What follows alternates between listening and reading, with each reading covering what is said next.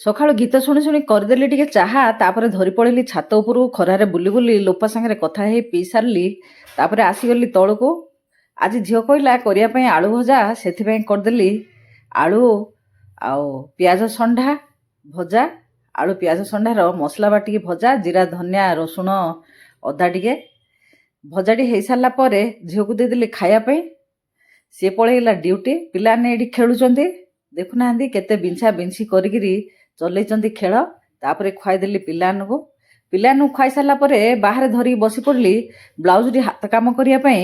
ହାତ କାମ କଲା ଭିତରେ ମୋ ନାତି ନାତୁଣୀ କିଏ ରାଧା କିଏ କୃଷ୍ଣ ହେଇକିରି ଆସିକି ମୋତେ ଦେଖାଉଛନ୍ତି ଆମେ ରାଧାକୃଷ୍ଣ ହେଇଛୁ ବୋଲି। ତାପରେ ମୋ ପାଇଁ ବାଢ଼ିଦେଲି ଆଳୁ ଭଜା, ଭାତ, କମଳା ଲୁଣ ଲଙ୍କା।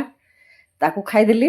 ଖାଇସାରିଲା ପରେ ପିଲାମାନଙ୍କୁ ଶୁଆଇବି। ମା ତ ପଳେଇ ଯାଇଛି ଡ୍ୟୁଟି, ସେଥିପାଇଁ ମୁଁ ତାଙ୍କୁ ଶୁଆଇବି। ସେଥିପାଇଁ କାକୁଡ଼ି ଖାଇଦେଲି। ଭିଡ଼ିଓଟି ଭଲ ଲାଗିଲେ ଚ୍ୟାନେଲକୁ ସବସ୍କ୍ରାଇବ୍ କରି ରହୁଛି।